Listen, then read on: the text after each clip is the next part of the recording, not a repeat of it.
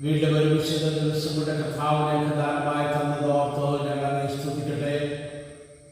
കഴിഞ്ഞ ഒരാഴ്ച കാലം അവിടുത്തെ ദിവ്യമായ കൃപയിൽ ഞങ്ങളെ കാത്തു പരിപാലിച്ചു. ഈ മാസത്തിന്റെ അവസാന ഞായറാഴ്ചയിലേക്ക് ഞങ്ങളെ കൊണ്ടുവന്നല്ലോ. കർത്താവെ, ഇന്നത്തെ ആരാധനയിൽ ഞങ്ങളുടെ ദിവ്യമായ സാന്നിധ്യം ഉണ്ടായിരിക്കണമേ. ഏകാഗ്രതയോടെ ഏകമനസ്സോടെ ദൈവത്തെ ആരാധിക്കാനും അവിടുത്തെ പരിശുദ്ധവചനം കേൾക്കാനും തിരുസന്നിധിയിൽ ഞങ്ങളെ തന്നെ സമർപ്പിച്ചുകൊണ്ട് പുതുബലത്തോടെ കടന്നു പോകാൻ സഹായിക്കണമേ. ആദ്യമുള്ള മകളുടെ സാന്നിധ്യം ഉണ്ടായിരിക്കണം. ഈശ്വരങ്ങളുടെ പ്രാർത്ഥന കേൾക്കണമേ. ആമേൻ. നമുക്കൊരു കീർത്തനം പാടാം.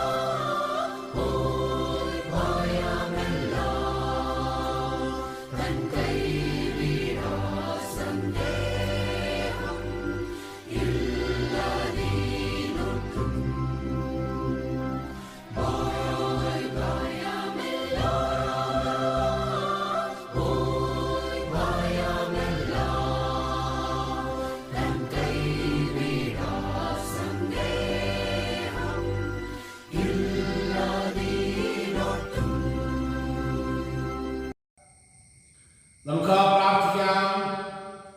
സർവശക്തനായ ദൈവമേ, സകല ഹൃദയങ്ങളും തരംതിരിക്കുന്നവയും സകല ആഗ്രഹങ്ങളും അറിയപ്പെട്ടവയും അങ്ങേ രഹസ്യങ്ങളൊന്നും മറവില്ലാത്തതുമാകുന്നുവല്ലോ. ഞങ്ങൾ അങ്ങയെ പൂർണ്ണമായി സ്നേഹിക്കുവാനും അങ്ങയുടെ പരിശുദ്ധ നാമത്തെ യോഗ്യമായി മഹത്വപ്പെടുത്തുവാനും അവിടുത്തെ പരിശുദ്ധാത്മാവിന്റെ വിശ്വാസത്താൽ ഞങ്ങളുടെ ഹൃദയങ്ങളെ നിലവിളെ കർത്താവായ യേശുക്രിസ്തു മൂലം പിടിപ്പാക്കണമേ.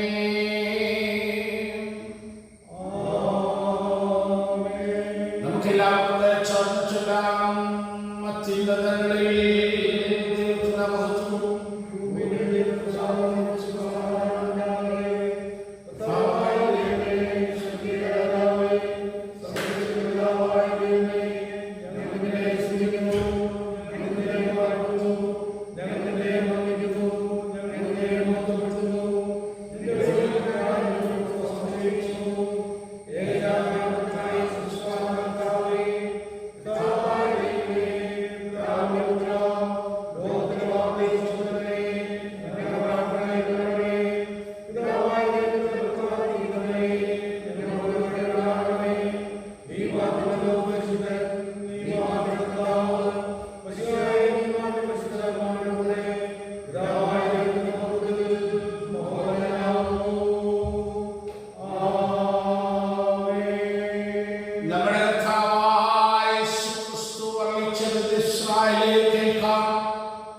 നമ്മുടെ ദൈവമായ കർത്താവാകുന്നു. നിന്റെ ദൈവമായ കർത്താവിന്റെ ഹൃദയത്തോടും പൂർണ്ണാത്മാവോടും പൂർണ്ണ മനസ്സോടും ശക്തിയോടും സ്നേഹിക്കേണ്ടതാകുന്നു. ഇതാകുന്നു ഒന്നാമത്തെ കൽപ്പന. രണ്ടാമത്തെ സമമായ സ്നേഹിക്കണം. ഇവയിൽ വലുതായ ഒരു കൽപ്പനയുമില്ല. ഇരട്ട കൽപ്പനകളിൽ അടങ്ങിയിരിക്കുന്നു.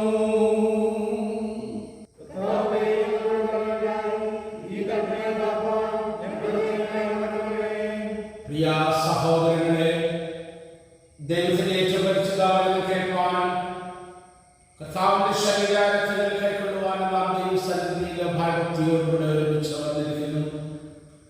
അതിനാൽ നമുക്ക് ബുദ്ധിമാനമാനത്തെ ശോധന ചെയ്ത് വിശ്വാസത്തോടും അനുതാപത്തോടുകൂടെ അവനിലേക്ക് സമീപിക്കുന്നതിന് ദൈവത്തിന്റെ കൃപ അന്വേഷിക്കാം. നമ്മുടെ പാപങ്ങളെ കുറിച്ച് നേരായും താല്പര്യമായും മനസ്സാന്തരപ്പെട്ട് നമ്മുടെ കുടുംബാടകയോ സ്നേഹവുമായിരുന്നു ദൈവത്തിന്റെ കൽപ്പനകൾ അനുസരിച്ചുകൊണ്ട് മേലായ ദൈവത്തിന്റെ വിശുദ്ധമായി കൊണ്ട് നടന്നുകൊണ്ട് പുതിയ ജീവിതം പാലിച്ചിരിക്കുന്ന നമ്മുടെ കർത്താവായ യേശുക്രിസ്തു മൂലം പിതാവിനോട് പ്രധാനപ്പെടേണ്ടതിന് സർവശക്തനായ ദൈവത്തോട് താഴ്മയായി നമ്മുടെ പാപങ്ങളെ ഏറ്റുപറയാം.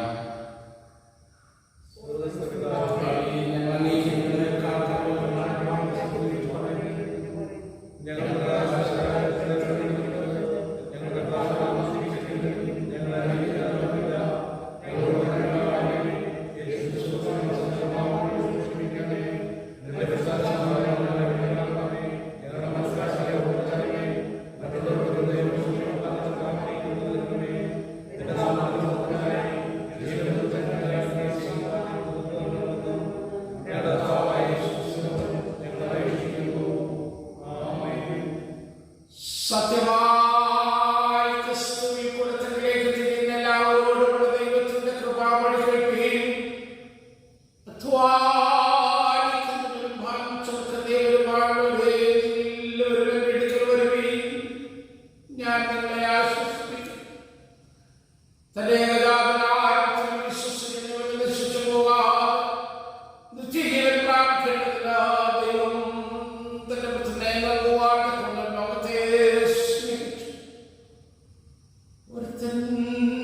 പാപം ചെയ്തിരുന്നല്ലോ. നീതിമാനായ എടുക്കലുണ്ട്. കർത്താവുകളുടെ പാപങ്ങൾക്ക് പ്രായശ്ചിത്തമാവുന്നു. മനഃപൂർവമായ മനസ്സാന്തരത്തോടും സത്യവിശ്വാസത്തോടും വരിലേക്ക് തിരികെയും തങ്ങളുടെ സഹോദരങ്ങളോട് ക്ഷമിക്കുകയും ചെല്ലെല്ലാവർക്കും പാപമോചനം നൽകുമെന്ന് തന്റെ മഹാകരുണയാൽ വാഗ്ദത്തം ചെയ്തിരിക്കുന്ന സ്വന്തസ്ഥ പിതാവായ സർവ്വശക്തനായ ദൈവം നമ്മുടെ കർത്താവായ യേശുക്രിസ്തു മൂലം നമ്മോട് കരുണയുണ്ടായി നമ്മുടെ സകല പാപങ്ങളെയും ക്ഷമിച്ചു അവയിൽ നിന്ന് നമ്മെ വിടുവിച്ചു സകല നന്മയിലും ഉറപ്പിച്ചു ബലപ്പെടുത്തി നമ്മെ നിത്യജീവിതത്തിലേക്ക് പ്രവേശിപ്പിക്കട്ടെ.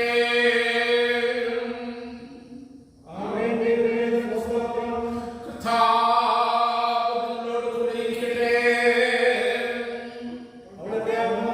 നമുക്ക് പ്രാർത്ഥിക്കാം. ശ്രേഷ്ഠ ഗുരുവായ ദൈവമേ, ശിക്ഷത്തിന്റെ പിതാവായ യേശുക്രിസ്തുവിലൂടെ അവിടുന്ന് ഞങ്ങൾക്ക് കാണിത്തന്നിരിക്കുന്നു. ഞങ്ങളുടെ ജീവിതത്തിൽ ക്രിസ്തുവിന്റെ ഉത്തമ ശിക്ഷയായിരിക്കാൻ ഞങ്ങളെ പഠിപ്പിക്കേണ്ടവേ. അവിടുത്തെ വചനത്തോടനുസരണമുള്ളവരായി ഞങ്ങളെ വളർത്തേണ്ടവേ. ഞങ്ങളിൽ ഒരു ദാസ്യഹൃദയത്തെ രൂപാന്തരപ്പെടുത്തി ദിനതോറും ഞങ്ങളുടെ ക്രൂശെടുത്തുകൊണ്ട് പിന്തുടരുവാൻ ഞങ്ങളെ സഹായിക്കുകയും ചെയ്യണമേ.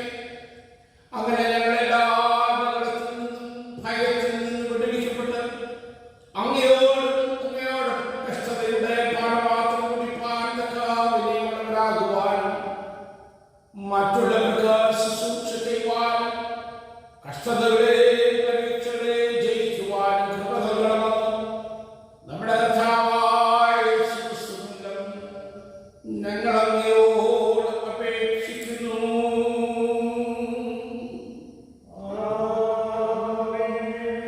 എല്ലാം ക്ഷണിക്കാം. ഒന്നാമത്തെ പാഠം വായിക്കുന്നു.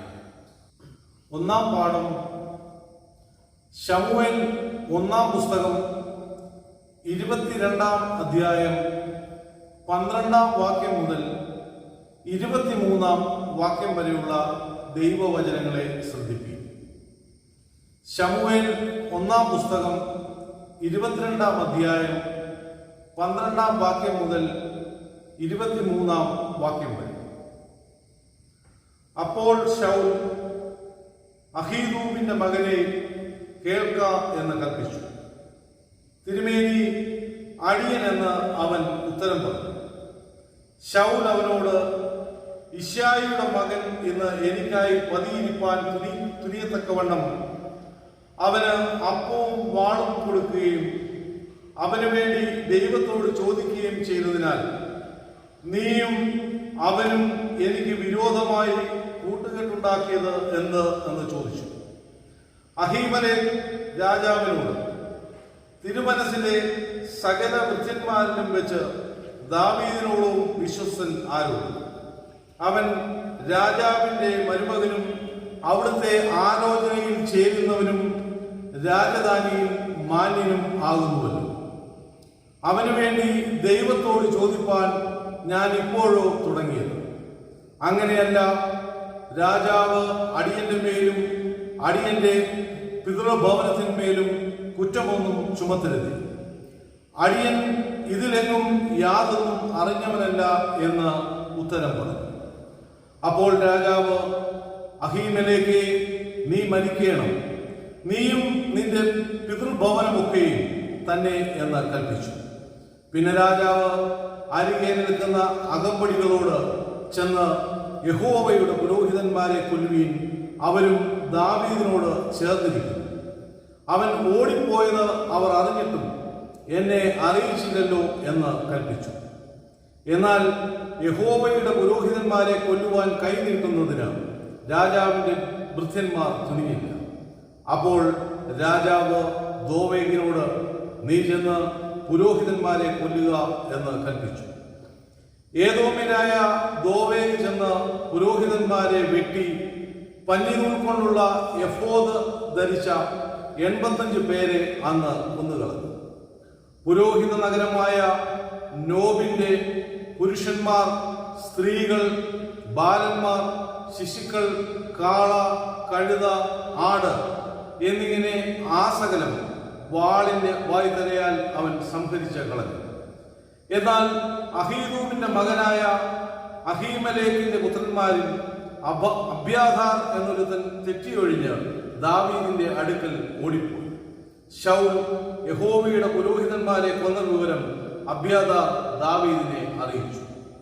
ദാവീദ് അബ്യാഥാരിനോട്, ഏദോമ്യനായ ദോവേഗ് അവിടെ ഉണ്ടായിരുന്നതുകൊണ്ട് അവൻ ശൗലിനോട് അറിയിക്കും എന്ന് ഞാൻ അന്ന് തന്നെ നിശ്ചയിച്ചു. നിന്റെ പിതൃഭവനത്തിനൊക്കെയും ഞാൻ മരണത്തിന് കാരണമായി എന്റെ അടുക്കൽ പാർക്കും. ഭയപ്പെടേണ്ട, എനിക്ക് ജീവഹാനി വരുത്തുവാൻ നോക്കുന്നവൻ നിനക്കും ജീവഹാനി വരുത്തുവാൻ നോക്കുന്നു. എങ്കിലും എന്റെ അടുക്കൽ നിനക്ക് നിർഭയവാസം ഉണ്ടാകും എന്ന് പറഞ്ഞു. ഇങ്ങനെ 1-ാം പാഠം ഇവിടെ അവസാനിക്കും. ഇന്നത്തേക്ക് നിശ്ചയിച്ചിരിക്കുന്ന സങ്കീർത്തനം, ഇന്ന് കാലത്തേക്കായി നിശ്ചയിച്ച സങ്കീർത്തനം 56 സങ്കീർത്തനം നമുക്ക് വാക്യപ്രതിവാക്യമായി വായിക്കാം. ദൈവമേ, എന്നെ കൃപയുണ്ടാകണമേ, മനുഷ്യർ എന്നെ വിഴുവാൻ പോകുന്നു, അവർ ഇടപെടാതെ പൊരുതി എന്നെ ഞെരുക്കുന്നു.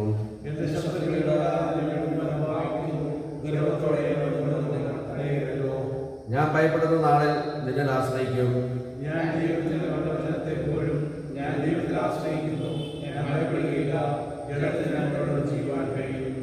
ഇടപെടാതെ അവർ എൻ്റെ വാക്കുകളെ കൂട്ടിക്കളയുന്നു, അവരുടെ വിചാരങ്ങളൊക്കെയും എൻ്റെ നേരെ തിന്മയ്ക്കായിട്ടാകുന്നു. അവർ കൂട്ടം കൂടി യോജിക്കുന്നു, എന്റെ പ്രാണനായ പോലെ അവർ എന്റെ കാലങ്ങളെ നോക്കിക്കൊണ്ടിരിക്കുന്നു. നീതി കഴിഞ്ഞാൽ അവർ ഒഴിഞ്ഞു പോകുമോ? ദൈവമേ, നിന്റെ കോപത്തിൽ ജാതികളെ തള്ളിയിടണമേ. നീ എന്റെ വഴികളെ എഴുതുന്നു, എന്റെ കണ്ണുനീർ വൃത്തിയിലാക്കണമേ, അത് നിന്റെ പുസ്തകത്തിലെയോ. ഞാൻ വിളിച്ചപേക്ഷിക്കുമ്പോൾ എൻ്റെ ശത്രുക്കൾ പിന്തിരിയുന്നു. ദൈവം എനിക്ക് അനുകൂലമെന്ന് ഞാൻ അറിയുന്നു. ഞാൻ ദൈവത്തിൽ ആശ്രയിക്കുന്നു, ഞാൻ ഭയപ്പെടുകയില്ല. മനുഷ്യന് എന്നോട് എന്ത് ചെയ്യുവാൻ കഴിയും?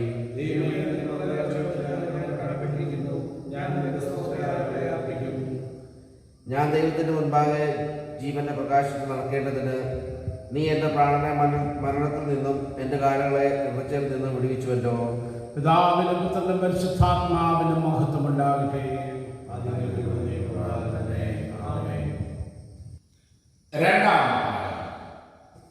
രണ്ടാം പാഠം അപ്പോസ്തലനായ പൗലോസ് ഗലാത്യർക്ക് എഴുതിയ ലേഖനം 6-ാം അധ്യായം 11 മുതൽ 18 വരെയുള്ള വാക്യങ്ങളെ കേൾക്കും.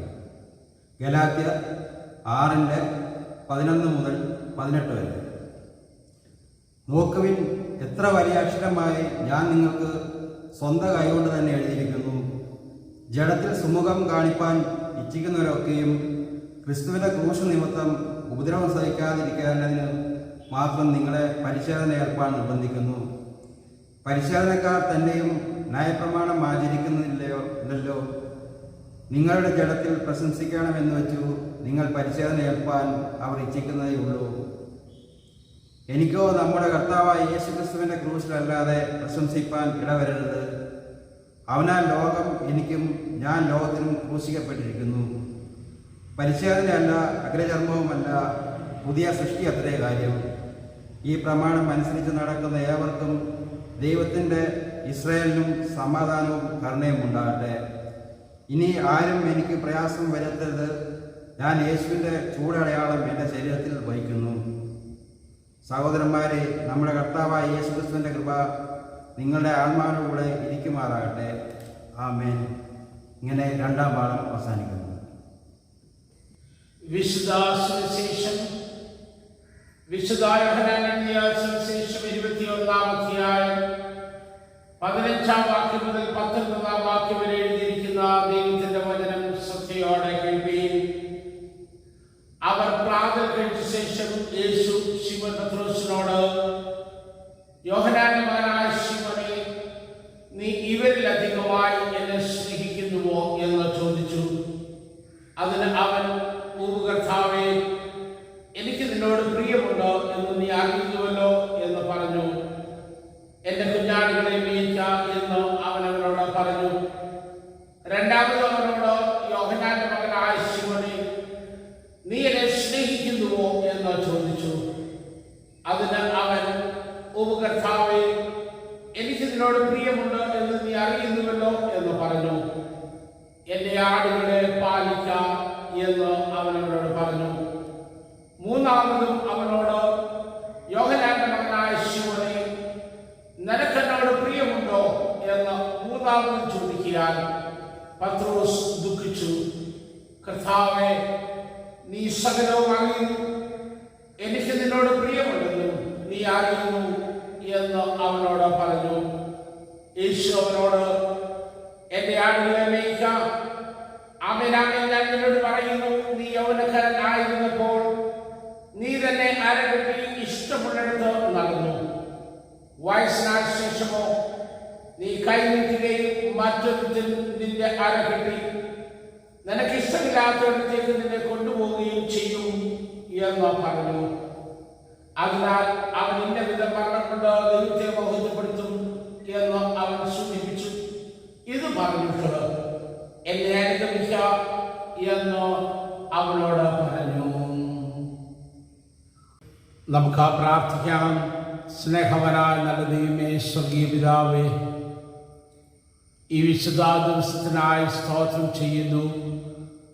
അങ്ങയുടെ തിരുസന്നിധിയിൽ ഒന്നിച്ചു വന്നിരിക്കുന്ന ഞങ്ങളോട് കരുണയുണ്ടാവുകയും ഞങ്ങളുടെ വിശ്വാസത്തിന് പുതുബലമേകത്തക്കവണ്ണം ദൈവത്തിൻ്റെ വചനം ഞങ്ങളോട് സംസാരിക്കുകയും ചെയ്യണമേ. അടിയന്റെ വായിലെ വാക്കുകളും ഞങ്ങളുടെ ഓരോരുത്തരുടെ ഹൃദയത്തിലെ ധ്യാനവും അങ്ങേക്ക് പ്രസാദനമായിരിക്കണം. ഞങ്ങളുടെ പരിശുദ്ധാത്മാവേ, വന്ന് അവിടെ ഞങ്ങൾ കഴിയുന്ന വചനത്തിൽ കൂടെ ഞങ്ങളോട് സംസാരിച്ചാട്ടെ. യേശു ക്രിസ്തുവിന്റെ നാമത്തിൽ ഞങ്ങളുടെ പ്രാർത്ഥന കേൾക്കുമാറാകണമേ. കർത്താവിൻ്റെ പൊന്നുനാമത്തിന് നന്ദിയോടെ സ്തോത്രം ചെയ്യുന്നു.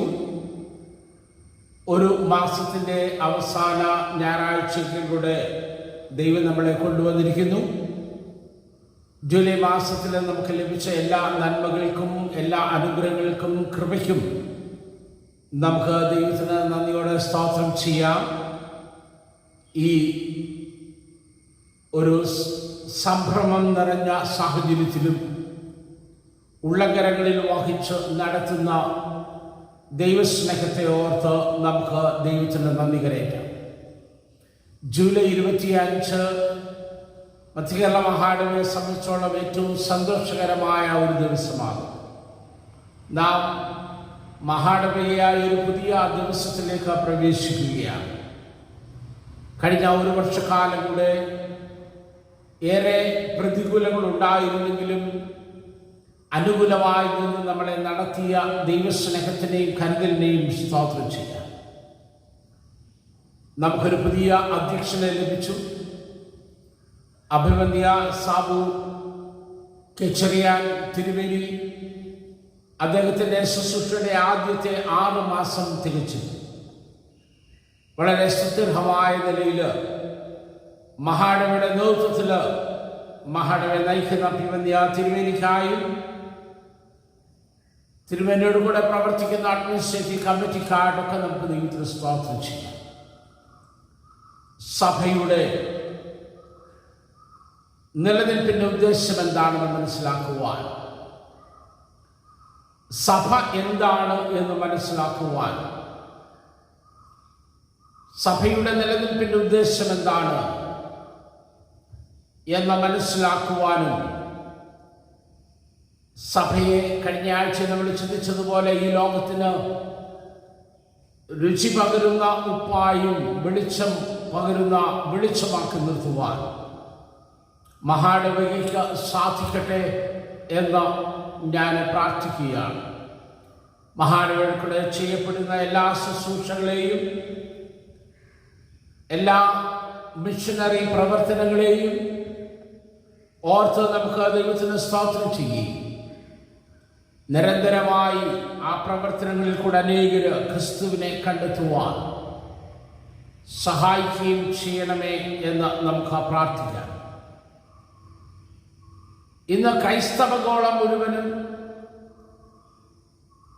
അതിൻ്റെ ലക്ഷ്യ പ്രാപ്തിയിൽ നിന്ന് വ്യതിചലിച്ചിരിക്കുന്ന ഒരു സാഹചര്യമാണ്. ആധുനിക ചിന്താഗതികൾ പലതും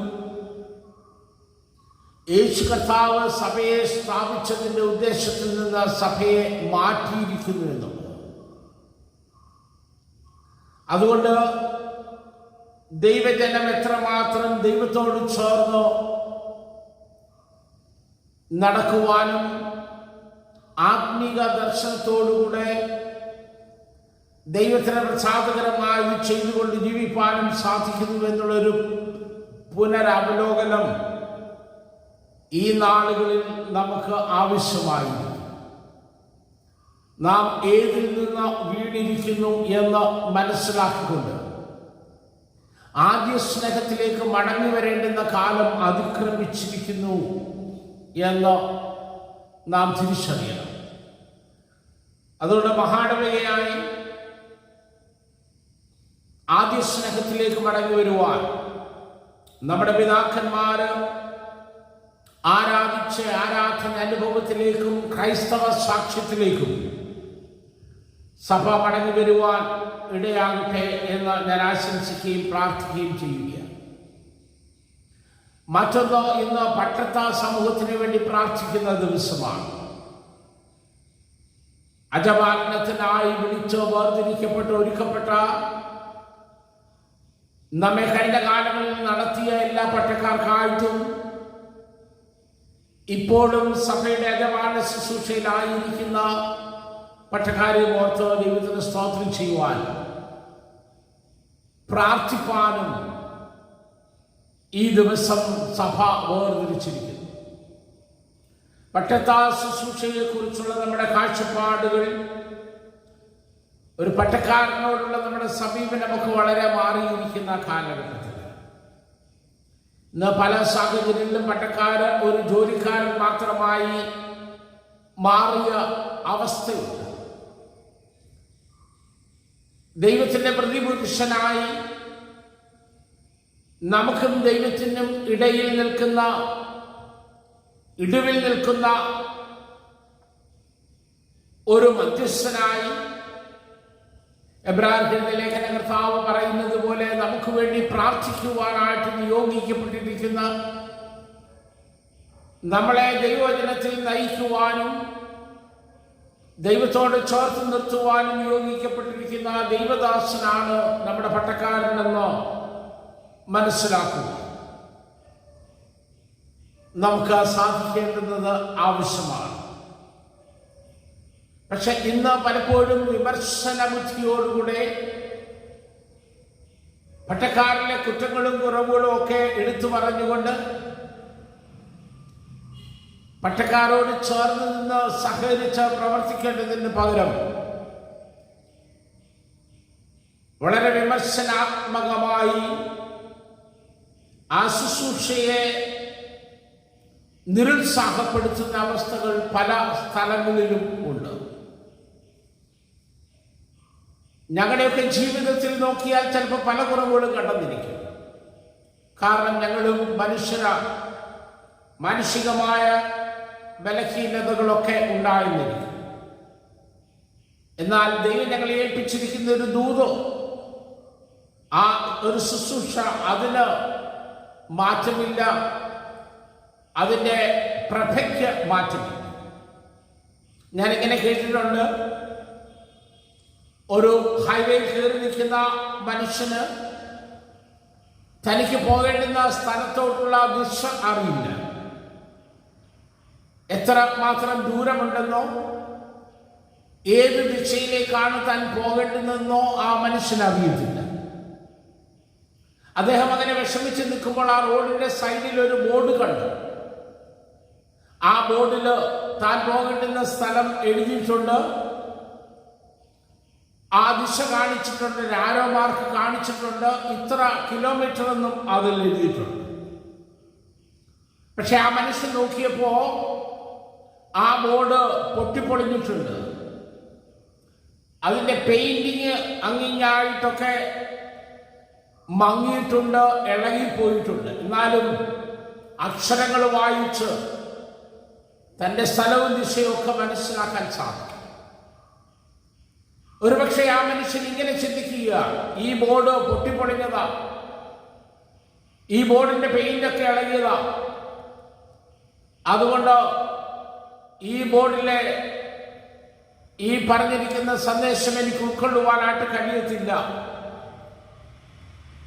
അദ്ദേഹം അവിടെ നിന്നുകൊണ്ട് പലരോടും ചോദിച്ചു, എനിക്ക് പോകേണ്ടുന്ന സ്ഥലം ഒന്ന് പറഞ്ഞു തരാമോ, എങ്ങോട്ടാണ് ഞാൻ യാത്ര ചെയ്യുന്നത്? അവരൊക്കെ പറഞ്ഞു, വേണ്ടേ, ആ ബോർഡ് കണ്ടില്ലേ, ആ ബോർഡിലോട്ട് നോക്കിയാൽ മതി, നിങ്ങൾക്ക് പോകേണ്ടുന്ന സ്ഥലവും ദിശയും ദൂരവും ഒക്കെ അതിൽ എഴുതിയിട്ടുണ്ടല്ലോ. അപ്പോൾ ഈ മനുഷ്യൻ പറഞ്ഞു, അത് പൊട്ടിപ്പൊളിഞ്ഞ ബോർഡാ, അത് പെയിന്റ് പോയ ബോർഡാ. അപ്പൊ ഈ ബോർഡിന്റെ കുറ്റം പറഞ്ഞുകൊണ്ട് ആ മനുഷ്യൻ അവിടെ തന്നെ നിൽക്കുകയാണ്. അദ്ദേഹത്തിന് ഒരിക്കലും താൻ എത്തിച്ചേരുന്ന സ്ഥലത്തേക്ക് പോകുവാൻ കഴിയാതെ വിഷമിച്ചു നിൽക്കുകയാണ്. എന്നാൽ മറ്റൊരു മനുഷ്യൻ വന്ന് ആ മനുഷ്യനോടും ഇദ്ദേഹം ചോദിച്ചു, എനിക്ക് ഇന്ന സ്ഥലത്തേക്കാണ് പോകേണ്ടുന്നത്, ഞാൻ എങ്ങോട്ടാ പോകേണ്ടുന്നത്, ഏത് ദിശയാണ്, അവിടത്തേക്ക് എത്ര ദൂരമുണ്ട്? അദ്ദേഹം പറഞ്ഞു, നിങ്ങൾ ആ ബോർഡ് കണ്ടില്ലേ, ആ ബോർഡിൽ എഴുതി വെച്ചിട്ടുണ്ടല്ലോ. അദ്ദേഹത്തോട് ഈ മനുഷ്യൻ പറഞ്ഞു, അത് പൊട്ടിപ്പൊളിഞ്ഞ ബോർഡാ, അത് എൻ്റെ പെയിന്റിങ്ങൊക്കെ പോയതാ, ഈ ബോർഡിന്റെ കുറ്റം ഇങ്ങനെ പറഞ്ഞുകൊണ്ടേയിരുന്നു. അപ്പോൾ ഈ മനുഷ്യൻ പറഞ്ഞു, സ്നേഹിത, നിങ്ങൾ പറയുന്നത് ശരിയാ, ഒരുപക്ഷെ ആ ബോർഡ് പൊളിഞ്ഞതായിരിക്കാം, അതിൻ്റെ പെയിന്റ് ഒക്കെ ഇളകിയതായിരിക്കാം, പക്ഷെ അതിൽ പറയുന്ന സന്ദേശത്തിന് മാറ്റമില്ലാത്തതാ.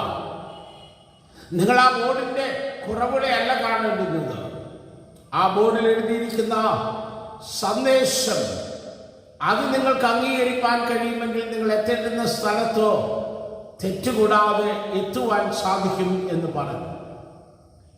എനിക്കത് തന്നെയാണ് പറയാനുള്ളത്. ഈ പെട്ടത്ത സമൂഹത്തെ ഓർക്കുന്ന ദിവസത്തിൽ പട്ടക്കാരുടെ തെറ്റുകളും കുറ്റങ്ങളും, പട്ടക്കാരുടെ ജീവിതത്തിന്റെ പരാധീനതകളും ഒക്കെ ആണ് നിങ്ങൾക്ക് കാണുവാൻ കഴിയുന്നെങ്കിൽ,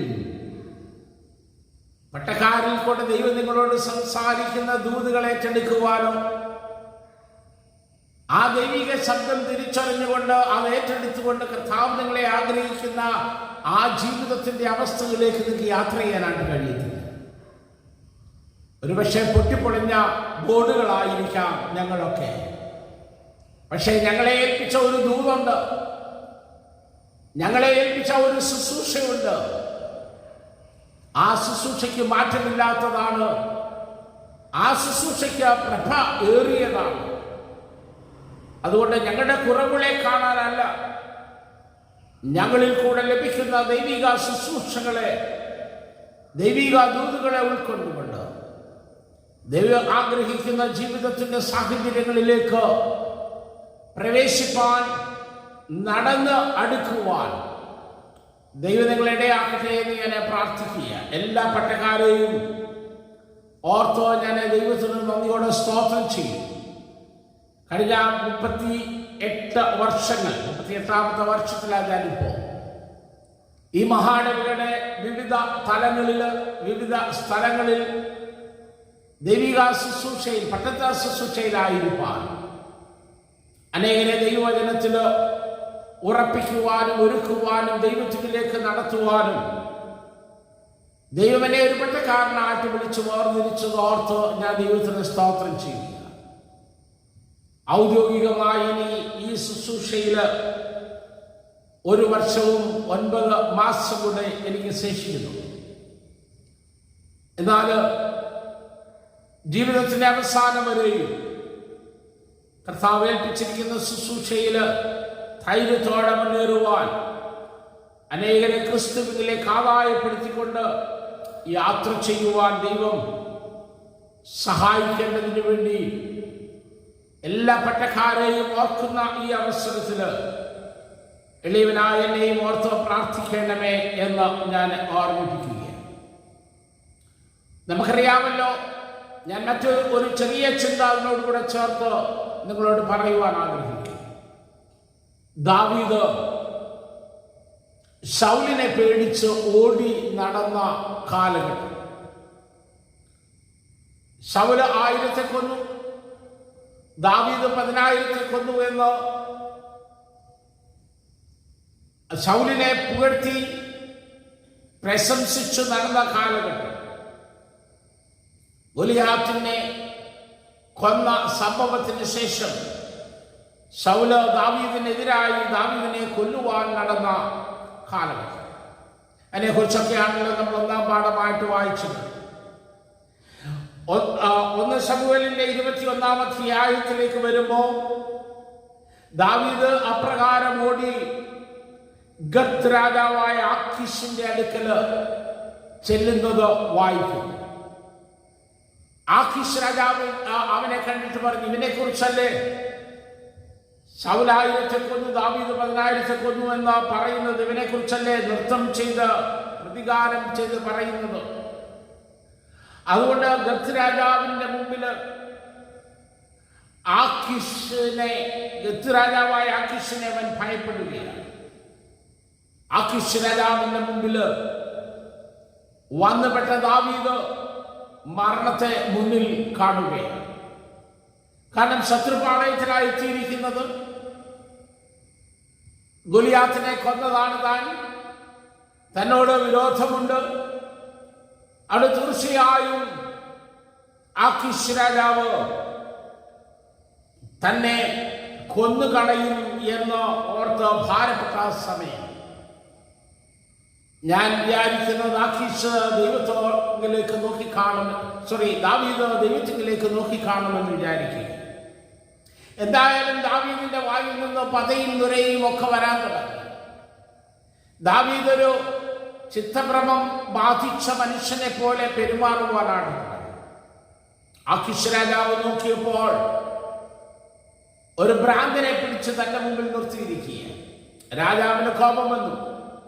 രാജാവ് പറഞ്ഞു, നമ്മുടെ നാട്ടിലെങ്കിലും ഭ്രാന്തന്മാരില്ലാഞ്ഞിട്ടാണോ ഇവനെ കൊണ്ടുവന്ന് നിർത്തിയിരിക്കുന്നത്? കൊണ്ടുവന്ന് പുറത്തുണ്ടാൻ പറഞ്ഞു.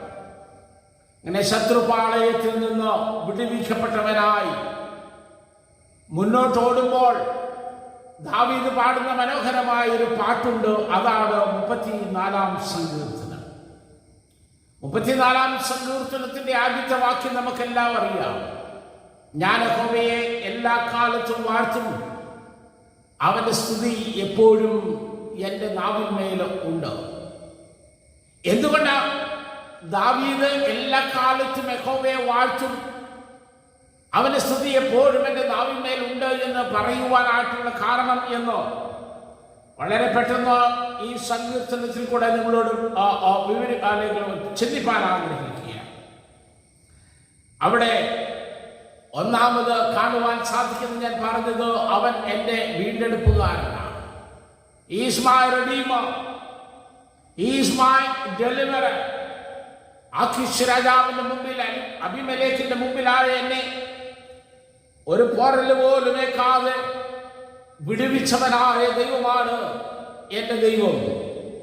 ഒരുപക്ഷെ മരണത്തെ മുന്നിൽ കണ്ട് ശത്രുവിന്റെ പാളയത്തിൽ നിർദ്ദയമായി കൊല്ലപ്പെടുവാൻ സാധ്യതയുണ്ടായിരിക്കെ, ഞാൻ ആശ്രയിക്കുന്ന, എന്നെ കണ്ട് വിളിച്ച് വേർതിരിച്ച് അഭിഷേകം ചെയ്തിരിക്കുന്ന എന്റെ ദൈവം തമ്പുരാൻ ശത്രുവിന്റെ പാളയത്തിൽ നിന്ന് എന്നെ വിടുവിച്ചവനാണ്. അവൻ എന്റെ വീണ്ടെടുപ്പുകാരനായിരിക്കിയാൽ ഞാൻ അവനെ എല്ലാ കാലത്തും വാഴ്ത്തും. അവന്റെ സ്തുതി എപ്പോഴും എന്റെ നാവിന്മേലുണ്ട് എന്ന് പറയുകയാണ്. എന്നെ കേൾക്കുന്ന ദൈവത്തിന്റെ മക്കളെ, there is a reason for every child of God who has been washed by the blood of the Lord Jesus Christ. യേശു കർത്താവിന്റെ രക്തത്താൽ വീണ്ടെടുക്കപ്പെട്ട ദൈവത്തിന്റെ പൈതലിന് ഒരു കാരണമുണ്ട്. എന്തിനാണെന്നറിയാമോ? To praise God, to raise the voices of thanksgiving and praise at every time of our lives. കാരണം അവൻ എന്നെ വിടുവിച്ച ദൈവമാണ്. 40-ാം സങ്കീർത്തനത്തിലേക്ക് നമ്മൾ വരുമ്പോൾ സങ്കീർത്തനക്കാരൻ പറയുന്ന ഒരു വാക്യമുണ്ട്, ഞാൻ യഹോവയ്ക്കായി കാത്തിരുന്നു, അവൻ എങ്കിലേക്ക് ചാഞ്ഞ് എന്നെ നിലവിളി കേട്ടു. നാശകരമായ കുഴിയിൽ നിന്നും കുഴഞ്ഞ ചേറ്റിൽ നിന്നും അവൻ എന്നെ കയറ്റി, എന്റെ കാലുകളെ ഒരു പാറമേൽ നിർത്തി എന്റെ ഗമനത്തെ സ്ഥിരമാക്കി. ദാവീദ് രാജാവ് സങ്കീർത്തനക്കാരനോട് പറയുന്നത്, അവൻ ഞാൻ യഹോവയെ കാത്തിരിക്കും, അവനെങ്കിലേക്ക് ചാഞ്ഞ് എന്റെ നിലവിളി കേട്ടു. എവിടെ നിന്നാണ് ഞാൻ നിലവിളിച്ചതെന്നറിയാമോ? നാശകരമായ കുഴിയിൽ നിന്നും കുഴഞ്ഞ ചേറ്റിൽ നിന്നുമാണ്. ഈ അവസ്ഥ നമുക്കെല്ലാവർക്കും അറിയാം. നാശകരമായ കുഴി, പൊട്ടക്കിണറ, ഒന്നും പ്രതീക്ഷിക്കുവാനില്ല. ഒരു അല്പം അഴുക്ക് വെള്ളം ചിലപ്പോൾ അതിൻ്റെ ഏറ്റവും അടിയിലുണ്ടാവാം. പൊട്ടക്കിണർ ഉപയോഗശൂന്യമാണ്. പൊട്ടക്കിണറിൽ ഇഴജാതികളുണ്ട്, വെട്ടക്കിണറിൽ കാട്ടുചെടികള് വളർന്നു നിൽക്കുന്നതാണ്. അവിടെ രക്ഷപ്പെടുവാൻ കഴിയാതെ ആയിരുന്ന അവസ്ഥ. രണ്ടാമത് പറയുന്നു, കുഴഞ്ഞ ചേറ്റിൽ നിന്നാണ് എന്ന് പറയുമ്പോൾ എൻ്റെ ശ്രമങ്ങളൊക്കെ പരാജയപ്പെടുന്ന ഒരവസ്ഥയാണ്. നമുക്കറിയാമല്ലോ, ചേറില് ഒരു കാല് പൂഴ്ത്തി മറ്റേ കാല് ഊരാൻ ശ്രമിക്കുമ്പം ആ കാല് താഴും, ഈ കാല് ഉയർത്താൻ ശ്രമിക്കുമ്പോൾ മറ്റേ കാല് താഴും. കാരണം കുഴഞ്ഞ മണ്ണാണ്. അപ്പോൾ രക്ഷപ്പെടുവാനുള്ള എൻ്റെ ശ്രമങ്ങളൊക്കെ പരാജയപ്പെടുന്നിടത്ത്, ഒരു ഉപയോഗവുമില്ലാത്തൊരു പ്രയോജനവുമില്ലാത്ത ജീവിതത്തിൽ ഒന്നും പ്രതീക്ഷിക്കുവാനില്ലാത്ത അവസ്ഥയിൽ ഞാൻ യഹോവയെ നോക്കി നിലവിളിച്ചപ്പോ എന്നെ വിടുവിക്കുവാനെങ്കിലേക്ക് ചാഞ്ഞു വന്നോ, എന്നെ കരം പിടിച്ച് ഉയർത്തി വിടുവിച്ച് പാറമേൽ നിർത്തിയിരിക്കുന്ന ഒരു ദൈവമാണ്. രണ്ട് കാര്യങ്ങൾ അവൻ ചെയ്തത്. ഒന്ന്, എൻ്റെ വായിൽ പുതിയൊരു പാട്ട് തന്നു, യഹോവയ്ക്ക് സ്തുതി ചെയ്യുവാൻ. ഇന്ന് പകൽക്കാലം എന്നെ കേൾക്കുന്ന ദൈവത്തിന്റെ മക്കളെ, വെളിപ്രദേശത്ത് എറിയപ്പെട്ട് ദൈവവുമായിട്ട് യാതൊരു ബന്ധവുമില്ലാതെ എഫേസ്യ ലേഖനം വായിക്കുമ്പോൾ അത് കാണാൻ സാധിക്കുന്നില്ല. പല ബന്ധം പോലുമില്ലാതെ ജീവിതത്തിന്റെ വ്യത്യസ്തമായ സാഹചര്യങ്ങളിൽ നമുക്ക് രക്ഷപ്പെടുവാൻ കഴിയാതെ, നമുക്ക് പ്രതീക്ഷയ്ക്കൊന്നും വകയില്ലാതെ ആയിരുന്ന ജീവിത സാഹചര്യങ്ങളിൽ ഹൃദയത്തിന്റെ വേദന കണ്ട് നമ്മളിലേക്ക് ഇറങ്ങി വന്ന് നമ്മളെ വിടുവിച്ചവനായ ഒരു ദൈവം തമ്പുരാൻ, ഹല്ലേലൂയ, നമുക്ക് വേണ്ടി ഒരു രക്ഷകനെ ഒരുക്കി. കാൽവരിയുടെ മഹോന്നതങ്ങളിൽ നമ്മുടെ പാപങ്ങൾക്ക് വേണ്ടി ജീവൻ നൽകുവാൻ എന്റെ പ്രാണപ്രിയനായ ക്രിസ്തുവിനെ ഒരുക്കി അവന്റെ രക്തത്താൽ നമ്മളെ വീണ്ടെടുത്ത് ദൈവമക്കളാക്കിയിരിക്കുന്ന ദൈവത്തിന് സ്തോത്രം കരയേറ്റുവാനല്ലാതെ നമുക്ക് പിന്നെന്താ ചെയ്യുവാനായിട്ട് കഴിയുന്നത്? സമയപരിമിതി ഉള്ളതുകൊണ്ട് ഞാൻ കൂടുതൽ വിവരിക്കുന്നില്ല. അവൻ എൻ്റെ വീണ്ടെടുപ്പുകാരനായിരിക്കയാൽ ഞാൻ യഹോവയെ എല്ലാ കാലത്തും വാഴ്ത്തും. അവന്റെ സ്തുതി എപ്പോഴും എൻ്റെ നാവിന്മേൽ ഉണ്ട്. രണ്ടാമത് 4-ാമത്തെയും 5-ാമത്തെയും 6-ാമത്തെയും വാക്യങ്ങളാണ്. ഞാൻ യഹോവയോട് അപേക്ഷിച്ചു, അവൻ എനിക്ക് ഉത്തരമറി, എൻ്റെ സകല ഭയങ്ങളിൽ നിന്നും എന്നെ വിടുവിച്ചു. അവങ്കിലേക്ക് നോക്കിയവർ പ്രകാശിതരായി, അവരുടെ മുഖം ലജ്ജിച്ചു പോയതുമില്ല. ഈ എളിയവൻ നിലവിളിച്ചു, യഹോവ കേട്ടു, അവന്റെ സകല കഷ്ടങ്ങളിൽ നിന്നും അവനെ വിടുവിച്ചു. ഞാൻ യഹോവയോട് അപേക്ഷിച്ചു. എന്തായിരിക്കും ദാവീദ് അപേക്ഷിച്ചത്? മുമ്പിൽ ആഖീശ് രാജാവ് നിൽക്കുകയും ക്രുദ്ധനായി, അടുത്തും വലത്തും പടയാളികളുണ്ട്, ശത്രുവിന്റെ പാളയത്തിലാണ്. മരണത്തെ മുന്നിൽ കണ്ടുകൊണ്ട് അബീമേലെക്കിന്റെ മുമ്പിൽ നിൽക്കുന്ന ദാവീദ് രാജാവ് പ്രാർത്ഥിച്ചത്, ദൈവമേ, എങ്ങനെയെങ്കിലും എന്നെ വിടുവിക്കണമേ, ഈ ശത്രുവിന്റെ കയ്യിൽ എന്നെ ഏൽപ്പിച്ചു കൊടുക്കരുതേ എന്നായിരിക്കാൻ യാതൊരു സംശയമില്ല. അവൾ തീർച്ചയായിട്ടും ദാവീദ് എഴുതേണ്ടുന്നത്, ഞാൻ യഹോവയോട് അപേക്ഷിച്ചു, അവൻ എനിക്ക് ഉത്തരമറി, എന്നെ ശത്രുവിന്റെ കയ്യിൽ നിന്ന് വിടുവിച്ചു എന്നാണ് എഴുതേണ്ടുന്നത്. എന്നാൽ ദാവീദ് എഴുതിയിരിക്കുന്നത് അങ്ങനെയല്ല. പിന്നെയോ, എന്നെ സകല ഭയങ്ങളിൽ നിന്നും വിടുവിച്ചു. ദൈവത്തിന് നന്ദിയോടെ സ്തോത്രം ചെയ്യട്ടെ. ഇന്ന് നാം അഭിമുഖീകരിക്കുന്ന ഏറ്റവും വലിയ പ്രശ്നം, പ്രത്യേകിച്ച് വളർന്നു വരുന്ന തലമുറയിൽ, നാളെ അഭിമുഖീകരിക്കുവാനുള്ള ധൈര്യമില്ല. 10ാം ക്ലാസ് തോറ്റാൽ ആത്മഹത്യ, 12ാം ക്ലാസ് തോറ്റാൽ ആത്മഹത്യ, ഏതെങ്കിലും ചെറിയ ചെറിയ ബന്ധങ്ങൾ പരാജയപ്പെട്ടാൽ ആത്മഹത്യ, കടബാധ്യത വന്നാൽ ആത്മഹത്യ, എന്തു വന്നാലും ജീവിതത്തിന്റെ കാഠിന്യമേറിയ ജീവിത സാഹചര്യങ്ങളെ, ജീവിതത്തിന്റെ പ്രയാസമേറിയ ജീവിത സാഹചര്യങ്ങളെ നേരിടുവാൻ ധൈര്യമില്ലാതെ ആത്മഹത്യയിലും മദ്യപാനത്തിലും അഭയം പ്രാപിക്കുന്ന ഒരു സമൂഹത്തിലാണ് നമ്മളായിരിക്കുന്നത്. അവിടെ ദാവീദ് പറയുന്നു, അവൻ എന്നെ ശത്രുവിന്റെ പക്കൽ നിന്ന് വിടുവിച്ചു എന്നല്ല, പിന്നെയോ എനിക്ക് പ്രകാശം തന്ന് ഞാൻ അവനിലേക്ക് നോക്കി നിലവിളിച്ചപ്പോ എന്നെ പ്രകാശമുള്ളവനാക്കി, എനിക്ക് ധൈര്യം പകർന്ന് എന്റെ ഭയത്തെ അകറ്റുകയാണ്. നാളെ അഭിമുഖീകരിക്കുവാനുള്ള ധൈര്യം, ജീവിതത്തിന്റെ പ്രതിസന്ധികളെ, ജീവിതത്തിന്റെ കഷ്ടങ്ങളെ, ജീവിതത്തിന്റെ വൈഷമ്യമേറിയ മേടുകളെ അഭിമുഖീകരിച്ച് മുന്നോട്ട് പോകുവാനുള്ള ധൈര്യം, ബലം എന്റെ കർത്താവ് എനിക്ക് തന്നു എന്ന് പറയുകയാണ്. He is the source of my power, my energy, my strength. എൻ്റെ ഊർജത്തിന്, എൻ്റെ ശക്തിയുടെ സ്രോതസ്സാണ് എൻ്റെ ദൈവം എന്ന് പറയുകയാണ്. ഇന്ന് പകൽക്കാലം എന്നെ കേൾക്കുന്ന ദൈവത്തിന്റെ പൈതലെ, നീ പ്രതിസന്ധികളുടെ മുമ്പിൽ നിൽക്കുന്നവനാണോ? നീ കാഠിന്യമേറിയ പ്രയാസങ്ങളുടെ മുമ്പിൽ നിൽക്കുന്നവനാണോ? നാളെ എങ്ങനെ അഭിമുഖീകരിക്കുമെന്നറിയാതെ ഭാരപ്പെടുന്നവനാണോ? ഒരു പക്ഷേ നിന്റെ ഉപജീവന മാർഗം തകർന്നു പോയിട്ടുണ്ടാവാം, നിന്റെ മക്കളെ കുറിച്ചുള്ള കാഴ്ചപ്പാടുകൾ തകർന്നു പോയിട്ടുണ്ടാവാം, നിന്റെ ബിസിനസ്സിലെ പരാജയം വന്നിട്ടുണ്ടാവാം, നിന്റെ കുടുംബജീവിതത്തിൽ തകരാറുണ്ടായിരുന്നു കാണും.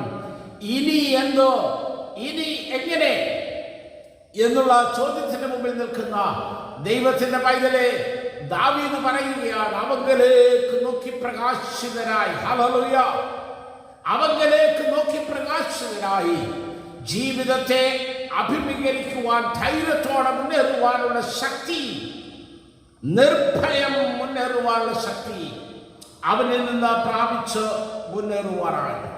6-7 വാക്യങ്ങൾ വായിക്കുമ്പോൾ യഹോവയിൽ ആശ്രയിക്കുന്ന മനുഷ്യന് ലഭിക്കുന്ന ഭാഗ്യാവസ്ഥയെ കുറിച്ച് പറയുന്നുണ്ട്.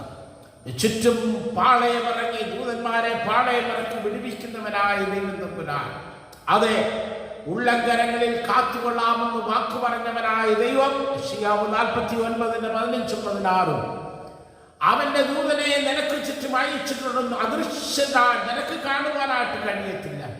പക്ഷെ ഒരു ദൈവവൈദ്യന്റെ പ്രത്യേകത ഏതാ നമുക്കറിയാമല്ലോ. എലീശ പ്രവാചകന്റെ ജീവിതത്തിൽ എന്താ സംഭവിച്ചതെന്ന് സമയം ചുരുക്കമുള്ളതുകൊണ്ട് ഞാൻ അതിലേക്കൊന്നും പ്രവേശിക്കുന്നില്ല. അഗ്നിമയമായ കുതിരകളാലും രഥങ്ങളാലും താരാം രാജാവിന്റെ സൈന്യത്തിൽ നിന്ന് തങ്ങളായിരുന്ന പട്ടണത്തെ കാത്തുപരിപാലിച്ച ദൈവം തമ്പുരാൻ, ദൈവവൈതലെ, നീയും ഞാനും പ്രതിസന്ധികളിൽ കൂടെ, പ്രയാസങ്ങളിൽ കൂടെയും, കൂരിരുട്ടിന്റെ ജീവിതാനുഭവങ്ങളിൽ കൂടെയും കടന്നു പോകുമ്പോൾ നമുക്ക് ചുറ്റും ശത്രു നമ്മെ തൊടാതെ വണ്ണം ദൈവദൂതന്മാരുടെ കാവലുണ്ട്. എനിക്ക് ഏറ്റവും ഇഷ്ടമുള്ള ഒരു വാക്യമാണ് 27-ാം സങ്കീർത്തനത്തിലെ 4-ാമത്തെ വാക്യം, 4-5 വാക്യം. അനർത്ഥ ദിവസത്തിൽ അവൻ്റെ കൂടാരത്തിൽ ഒളിപ്പിക്കും, തിരുനിവാസനം മറവിൽ മറയ്ക്കുമെന്ന് പറഞ്ഞേച്ച്. അത് മാത്രമായിരുന്നെങ്കിൽ ആ വാക്യത്തിന് ഭംഗി വരില്ലായിരുന്നു. അനർത്ഥ ദിവസത്തിൽ കൂടാരത്തിൽ ഒളിപ്പിക്കും, തിരുനിവാസനം മറവിൽ മറയ്ക്കുമെന്ന് പറഞ്ഞു നിർത്തിയിരുന്നെങ്കിൽ ഇത്രയും ഭംഗിയും ഇത്രയും ധൈര്യം വരുത്തും. പക്ഷെ അടുത്ത വാക്യം എന്താണെന്നറിയാമോ?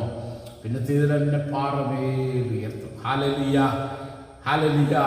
അനർത്ഥ ദിവസം എന്നുമുള്ളതല്ല പ്രിയപ്പെട്ടവരെ, എന്നുമുള്ളതല്ല. അന്ധകാരം എന്നുമുള്ളതല്ല. ഈ അന്ധകാരത്തിന്റെ മധ്യത്തിൽ, ഈ അനർത്ഥ ദിവസത്തിന്റെ മധ്യത്തിൽ നീ ദൈവത്തിന്റെ ഉള്ളങ്കരങ്ങളിലാണ്. നിന്നെ പാറമേൽ നിർത്തുവാൻ, ഹല്ലേലൂയ, അവൻ നിന്നെ ഈ അനർത്ഥ ദിവസത്തിൽ കൂടെ, ഈ പ്രതികൂലങ്ങളിൽ കൂടെ ഉള്ളങ്കരങ്ങളിൽ വഹിച്ചു കൊണ്ടുപോകുന്നത് എന്തിനാണെന്ന് അറിയാമോ? പാറമേൽ നിർത്താനാണ്. നാം അവിടെ നിൽക്കും, അത് യാതൊരു സംശയമില്ല. ഞാൻ കടന്നു പോട്ടെ പ്രിയമുള്ളവരെ. അപ്പോൾ ഞാൻ യഹോവയെ എല്ലാ കാലത്തും വാഴ്ത്തും, കാരണം അവൻ എൻ്റെ വീണ്ടെടുപ്പുകാരനാണ്. അവൻ എൻ്റെ സകല ഭയങ്ങളിൽ നിന്നും വിടുവിച്ച് പ്രകാശമുള്ളവനാക്കി തീർക്കുന്നവനാണ്.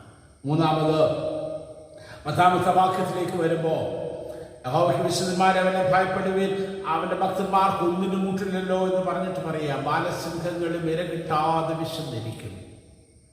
യഹോവയെ അന്വേഷിക്കുന്നവർക്കോ ഒരു നന്മയ്ക്കും കുറവില്ല. അവനെൻ്റെ സമൃദ്ധിയുള്ളവരുടെ സോഴ്സ് ഓഫ് മൈ സഫിഷ്യൻസി, ഒരു നന്മയ്ക്കും കുറവില്ലാതെ. ഹല്ലേലൂയ. ഒന്നുമില്ല, കയ്യിലൊന്നുമില്ല, പക്ഷേ എല്ലാമായി എൻ്റെ കർത്താവ് കൂടെയുള്ളപ്പോൾ നിനക്കെല്ലാം ഉണ്ട്. എന്താവശ്യമുണ്ട്? ഒരു ദൈവ പൈതലിൻ്റെ ജീവിതത്തിൻ്റെ പ്രത്യേകത ഞാൻ എൻ്റെ ജീവിതത്തിൽ കൂടെ അനുഭവിച്ചിട്ടുണ്ട്. ബാങ്ക് ബാലൻസ് ഇല്ല, ശേഖരണമില്ല, ഫിക്സഡ് ഡിപ്പോസിറ്റ് ഇല്ല, യാതൊന്നും കാണത്തില്ല. പക്ഷേ എന്താവശ്യമുണ്ടോ അത് ആ സമയത്ത് സ്വർഗം നിനക്ക് കൊണ്ട് തന്നിരിക്കും. സമർത്ഥമായി സംതൃപ്തിയോടുകൂടി അന്നത്തേക്കുള്ളത് തന്ന് നടത്താമെന്ന് പറഞ്ഞ കർത്താവ് ഒന്നിനും കുറവില്ലാതെ നിന്നെ സമർത്ഥമായി നടത്തുന്ന ദൈവം. സമയമില്ലാത്തതുകൊണ്ട് ഞാൻ വാക്കുകളിലേക്ക് പ്രവേശിക്കുന്നില്ല, ഒരു അനുഭവം മാത്രം പറഞ്ഞ് മുന്നോട്ട് പോകട്ടെ. 1977 അടിയന്തരാവസ്ഥ കാലത്ത് പരേതനായ കെ കരുണാകരൻ കേരളത്തിൻ്റെ ആഭ്യന്തര മന്ത്രിയായിരിക്കുന്ന സമയത്ത് അന്നത്തെ മലയാള മനോരമ പേപ്പറിൽ വന്ന ഒരു വലിയ സംഭവമുണ്ട്. ആ സംഭവം നടന്നത് ഇടുക്കിയിലാണ്. ഇടുക്കിയിലെ ഒരു മീറ്റിങ്ങിൽ ആഭ്യന്തരമന്ത്രി പ്രസംഗിക്കുവാനായിട്ട് പോവുകയാണ്. അതിൻ്റെ സംരക്ഷണ ചുമതല നൽകിയിരുന്നത് കോട്ടയത്തെ ഒരു പോലീസ് സ്റ്റേഷനിലെ ജോൺ എന്ന് പറയുന്ന ഒരു ഇൻസ്പെക്ടറുടെ നേതൃത്വത്തിൽ ഉള്ള പോലീസുകാർക്ക്. അവരിവിടുന്ന് പോലീസ് വാനിൽ ഇടുക്കി ചെന്ന് ആ മീറ്റിങ്ങിന് വേണ്ടുന്ന എല്ലാ സുരക്ഷിത വലയവും സൃഷ്ടിച്ച്, ആഭ്യന്തരമന്ത്രിയാണ്, എമർജൻസി കാലഘട്ടമാണ്. അങ്ങനെ അവിടെ നിൽക്കുന്ന സന്ധ്യയായപ്പോൾ അവർക്കൊരു ഫോൺ കോൾ കിട്ടി, എത്രയും പെട്ടെന്ന് മടങ്ങി വരണം, കോട്ടയത്ത് ഒരു അർജൻസി ഉണ്ട് എന്ന്. ഇത് ഞാൻ കെട്ടുകഥയല്ല, 77 ഓർമ്മയുള്ളവർക്ക് മനോരമയിൽ വന്ന ഒരു വാർത്തയാണ്. അവർ പെട്ടെന്ന് പോലീസുകാരോട് പറഞ്ഞു, വാ നമുക്ക് തിരികെ പോകണം, നമുക്ക് അവിടുന്ന് കോൾ വന്നു. അതുകൊണ്ട് അവരെ പെട്ടെന്ന് തിരികെ പ്രവേശിപ്പിച്ച് വണ്ടി സ്റ്റാർട്ട് ചെയ്തു. അപ്പോൾ ആ യോഗത്തിൻ്റെ സംഘാടകർ വന്നേച്ച് പറഞ്ഞു, അയ്യോ നിങ്ങൾക്ക് എല്ലാവർക്കും ഞങ്ങൾ ഭക്ഷണം കരുതിയിട്ടുണ്ടല്ലോ, ഒരു കാര്യം ചെയ്യും, നിങ്ങൾക്ക് ആവശ്യമായ ഭക്ഷണം പൊതിഞ്ഞ് വണ്ടിയെ തരാൻ പോകുന്ന വഴി കഴിക്കാമെന്ന് പറഞ്ഞു. അങ്ങനെ ഈ 18 പേർക്ക് ആവശ്യമായ ഭക്ഷണം പൊതിഞ്ഞ് ആ പോലീസ് വാനിൽ വെച്ചിട്ട് ഇടുക്കി ചുരമിറങ്ങി വരികയാണ്. താഴോട്ട് ഇറങ്ങി വരുന്ന ഒരു വളവിന് വന്നപ്പോൾ ഈ വണ്ടി ഒത്ത നടുക്ക് നിൽക്കത്തക്കവണ്ണം ഒരു അതികായകനായ മനുഷ്യൻ റോഡിൻ്റെ നടുക്ക് നിൽക്കുകയാണ്. ആ മനുഷ്യനെ കണ്ടിട്ട് ഡ്രൈവർ പെട്ടെന്ന് ബ്രേക്ക് ചെയ്ത് വണ്ടി നിർത്തി. ആരാ ഈ റോഡിൻ്റെ നടുക്ക് ഈ ഇരുട്ടിൽ നിൽക്കുന്നത്? അവർ തങ്ങളുടെ കയ്യിലുണ്ടായിരുന്ന ടോർച്ചുമായിട്ട് ഇറങ്ങിച്ചെന്ന് നോക്കി. അവിടെ ഒന്നും ഒരു മനുഷ്യനെയും കണ്ടില്ല. കുറേ നോക്കിയപ്പോൾ അവിടെ ഒന്നും മനുഷ്യനെ കണ്ടില്ല. വാ നമുക്ക് പോകാം എന്ന് പറഞ്ഞവർ തിരിച്ചു വാനിൽ കയറി വണ്ടി സ്റ്റാർട്ട് ചെയ്യാൻ നോക്കുകയാണ്. ഒരു വിധത്തിൽ ആ വാഹനം സ്റ്റാർട്ടാകത്തില്ല. പഠിച്ച പടി വന്നിട്ട് നോക്കിയിട്ട് സ്റ്റാർട്ടാകത്തില്ല. ഇനി എന്ത് ചെയ്യണമെന്നറിയാതെ വിഷമിച്ചപ്പോൾ അങ്ങ് ദൂരെ ആ റബ്ബറും തോട്ടത്തിലൊരു ചെറിയ വിളക്ക് കത്തുന്നത് കണ്ടു. പോലീസുകാർ പറഞ്ഞു, അവിടെ ആൾ കാണും, നമുക്കൊന്ന് പോയി അന്വേഷിക്കാം. അവരവിടെ ചെന്നപ്പോൾ കണ്ട കാഴ്ച അവരെ ഞെട്ടിച്ചു. 4 കറക്റ്റായിട്ട് ഇപ്പോൾ ഓർക്കുന്ന 4 5 മൃതദേഹങ്ങൾ ഒരു വെള്ളത്തുണി കൊണ്ട് പുതച്ച് ഒരു കൊച്ചു കുടിലിൽ കിടത്തിയിരിക്കുക. മാതാപിതാക്കൾ 2 തലക്കിലും ഇരുന്ന് ഏങ്ങി മൂങ്ങി കരഞ്ഞുകൊണ്ടിരിക്കുകയാണ്. മക്കളുടെ ശരീരം എന്ത് ചെയ്യണമെന്നറിയാതെ ഭാരപ്പെടുകയാണ്. ഈ പോലീസുകാർ ചെന്ന് തട്ടിയിട്ട് പറഞ്ഞു, ഇറങ്ങി വരാൻ പറഞ്ഞു. ഇറങ്ങി എന്നിട്ട് ചോദിച്ചു, എന്തിനാണ് നിങ്ങൾ കുഞ്ഞുങ്ങളെ കൊന്നത്? ഈ കുഞ്ഞുങ്ങളെങ്ങനെയാണ് മരിച്ചത്? നിങ്ങൾ പറഞ്ഞു, സത്യം പറഞ്ഞു, നിങ്ങളെ ഞങ്ങൾ വിടുവിക്കാം. എങ്ങനെയാ ഈ കുഞ്ഞുങ്ങൾ മരിച്ചതെന്ന് സത്യം പറ എന്ന് പറഞ്ഞു. ആ മാതാപിതാക്കൾ കൈ കൂപ്പിക്കൊണ്ട് പറഞ്ഞു, അങ്ങനെ ഞങ്ങളുടെ മക്കൾ മരിച്ചിട്ടില്ല. എന്നാൽ കഴിഞ്ഞ ചില ദിവസങ്ങളായി അവർക്ക് ഭക്ഷണം കൊടുക്കാൻ കഴിയാതെ, ഒരു തുള്ളി വെള്ളം പോലും അവർക്ക് കൊടുക്കുവാൻ കഴിയാതെ അവർ അർത്ഥപ്രാണനായി മരണത്തോട് അടുത്തിരിക്കുക. പോലീസുകാർ ഞെട്ടിപ്പോയി. എന്താ കാരണം? അവർ പറഞ്ഞു, ചില നാളുകൾക്ക് മുമ്പ് ചില ക്രൈസ്തവ സുവിശേഷകരുടെ വന്നു ഞങ്ങളോട് യേശുക്രിസ്തുവിൻ്റെ സുവിശേഷം പറഞ്ഞു. ഞങ്ങൾ ആ സുവിശേഷം അംഗീകരിച്ച് കർത്താവിനെ രക്ഷിതാവായി സ്വീകരിച്ച് കഴിഞ്ഞ ദിവസം ഞങ്ങളും ഞങ്ങളുടെ കുഞ്ഞുങ്ങളും സ്നാനപ്പെട്ട് വിശ്വാസം സ്വീകരിച്ചു. അന്നു മുതൽ സുവിശേഷ വിരോധികൾ ഞങ്ങളുടെ വീടിൻ്റെ ചുറ്റും കാവല, ഞങ്ങളെ ഭ്രഷ്ട് കൽപ്പിച്ചു. ഒരു മനുഷ്യൻ 1 ഗ്ലാസ് വെള്ളം പോലും ഞങ്ങൾക്ക് തരരുത് എന്ന് വാണിംഗ് കൊടുത്തിരിക്കുക. ആരെങ്കിലും ഞങ്ങളുടെ വീട്ടിലേക്ക് വന്നാൽ അവരെ ഉപദ്രവിക്കുവാൻ അവർ കാവൽ ചെയ്യുക.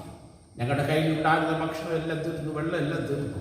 നമുക്ക് പുറത്തു പോകാനായിട്ട് പറ്റുന്നില്ല. ഒരു തുള്ളി വെള്ളം പോലും എടുക്കാൻ പറ്റുന്നില്ല. ഞങ്ങളുടെ കുഞ്ഞുങ്ങൾ മരിക്കാറായി കിടക്കുകയാണ്. എന്നിട്ട് അവർ പറഞ്ഞു, എന്തു വന്നാലും ഞങ്ങൾ കണ്ടെത്തിയ ക്രിസ്തുവിനെ ഞങ്ങൾ ഉപേക്ഷിക്കില്ല. ഞങ്ങളുടെ കർത്താവിനോടുകൂടെ മരിക്കേണ്ടി വന്നാലും ഞങ്ങൾക്ക് സന്തോഷമെന്ന് പറഞ്ഞു. പോലീസുകാർ പെട്ടെന്ന് ഓടി പോലീസ് വാനിൽ ചെന്ന് വിവരം പറഞ്ഞു. ഇൻസ്പെക്ടർ ജോണും കൂട്ടരുടെ ആ വാഹനത്തിലിരുന്ന ഭക്ഷണവുമായിട്ട് ആ രാത്രി വീണ്ടും ഈ കുടിലിൻ്റെ വാതിക്കൽ വന്നു.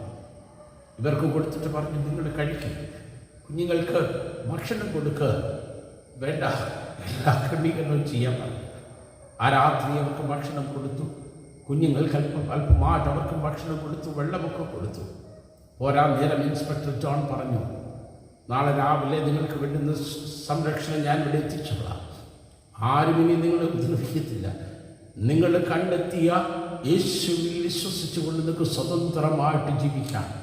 അതുകൊണ്ട് ധൈര്യപ്പെട്ട് നിങ്ങളുടെ ആവശ്യങ്ങൾ തീർച്ചയായിട്ടും നാളെ സംരക്ഷിക്കപ്പെടുമെന്ന് പറഞ്ഞു.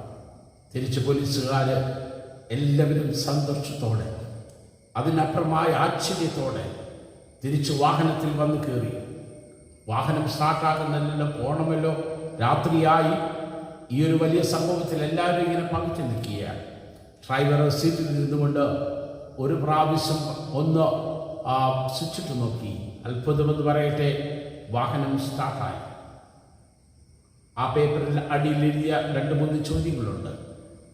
തിരിച്ചവർ കോട്ടയത്ത് പോലീസ് സ്റ്റേഷനിലെത്തിയപ്പോൾ അങ്ങനെ ഒരു കോൾ അവിടുന്ന് വന്നിട്ടേ ഇല്ല. ആരാണ് ആ സന്ധികൾ മടങ്ങി വരുവാൻ അവർക്ക് ഫോൺ ചെയ്തത്? ആരാണ് ആ രാത്രിയുടെ കൂരിരുട്ടിൽ ആ വാഹനം അവിടെ നിൽക്കത്തക്കവണ്ണം റോഡിൻ്റെ നടുവിൽ അതികായകനായി നിന്നത്? ആരാണ് ആ പ്രിയപ്പെട്ട സുവിശേഷം കൈക്കൊണ്ട പ്രിയപ്പെട്ടവരുടെ ആവശ്യങ്ങളുടെ മധ്യത്തിൽ ഭക്ഷണവുമായിട്ട് എത്തുവാൻ ഈ പോലീസുകാരെ ഒരുക്കിയത്? ഇന്ന് പകൽക്കാലം എന്നെ കേൾക്കുന്ന ദൈവത്തിൻ്റെ മക്കളെ, ബാലസിംഹങ്ങളെ ഇരകിട്ടാവിനിച്ചു ധരിക്കും. എന്നാൽ യഹോവയെ അന്വേഷിക്കുന്നവർക്കോ ഒരു നന്മയ്ക്കും കുറവുണ്ടാവില്ല. നീ ശേഖരിക്കുന്നതിന് മുമ്പ്, നീ അറിയുന്നതിന് മുമ്പ് നിന്റെ ആവശ്യങ്ങളെ അറിയുന്ന ദൈവം തമ്പുരാൻ നിനക്ക് വേണ്ടി കരുതുന്നവനാ. നിന്നെ സമൃദ്ധിയോടെ, മാന്യതയോടെ ദൈവനാമ മഹത്വത്തിന് വേണ്ടി സൂക്ഷിക്കുവാൻ കഴിവുള്ളവനാണ്. അതെ, ഞാൻ എല്ലാ കാലത്തും യഹോവയെ വാഴ്ത്തും. അവൻ്റെ സ്തുതി എപ്പോഴും എൻ്റെ നാവിന്മേലുണ്ട്. കാരണം അവനെനിക്ക് സമൃദ്ധിയുടെ ഇടയനാണ്. അവനെനിക്ക് സമൃദ്ധിയുടെ ശ്രോതാവാണ്. അവസാനം ഒരു വാക്കുകൂടെ പെട്ടെന്ന് പറഞ്ഞ് ഞാൻ നിർത്തട്ടെ. 34-ാം സങ്കീർത്തനത്തിൻ്റെ 19-20 വാക്യങ്ങൾ. നീതിമാന്റെ അനർത്ഥങ്ങൾ അസംഖ്യമാകുന്നു, അവ എല്ലാറ്റിൽ നിന്നും യഹോവ അവനെ വിടുവിക്കുന്നു. അവൻ്റെ അസ്ഥികളെല്ലാം അവൻ സൂക്ഷിക്കുന്നു, അവയിൽ ഒന്നും ഒടിഞ്ഞു പോകില്ല. നീതിമാന്റെ അനർത്ഥങ്ങൾ അസംഖ്യമാണ്, പക്ഷേ യഹോവ അവനെ വിടുവിക്കുന്നു. അവൻ്റെ അസ്ഥികളൊന്നുപോലും ഒടിഞ്ഞു പോകാതെ. ഹല്ലേലൂയ. അവൻ എൻ്റെ സംരക്ഷകൻ. Is my protector, is my provider and he's my protector. ശത്രു എൻ്റെ നേരെ പാളയമിറങ്ങിയാലും എനിക്കൊരു ദോഷവും ഭവിക്കില്ല. കാരണം അവൻ എൻ്റെ സംരക്ഷകനാണ്. ദാവീദ് രാജാവ് പറയുന്നു, കൂരിന് താഴെക്കൂടെ നടക്കേണ്ടി വന്നാലും ഞാനൊരു അനർത്ഥവും ഭയപ്പെട്ടില്ല, നീ എന്നോട് കൂടെയുണ്ട്. Hallelujah, hallelujah. നീ എന്നോട് കൂടെയുണ്ട്. നിന്റെ വടിയും കോലും എന്നെ ആശ്വസിപ്പിക്കും. നിന്റെ വശത്ത് 1000 പേര്, നിന്റെ വലതുവശത്ത് 10,000 പേര്. വാക്കുകളിൽ ധാരാളം ദൈവത്തിൻ്റെ സംരക്ഷണത്തെക്കുറിച്ച് പറഞ്ഞിട്ടുണ്ട്. ഇന്ന് പകൽക്കാലം എന്നെ കേൾക്കുന്ന ദൈവത്തിൻ്റെ മക്കളെ, നിന്റെ വായിൽ യഹോവയ്ക്ക് സ്തുതി പറഞ്ഞുകൊണ്ട്, ദൈവത്തിന് സ്തോത്രം കരയറ്റിക്കൊണ്ട് ജീവിപ്പാൻ തക്കവണ്ണം അവൻ നിന്റെ വീണ്ടെടുപ്പുകാരനാണെന്ന് തിരിച്ചറിഞ്ഞു. സകല ഭയങ്ങളിൽ നിന്നെ വിടുവിച്ച് മുന്നോട്ട് പോകുവാൻ പ്രകാശമുള്ളവനാണ്.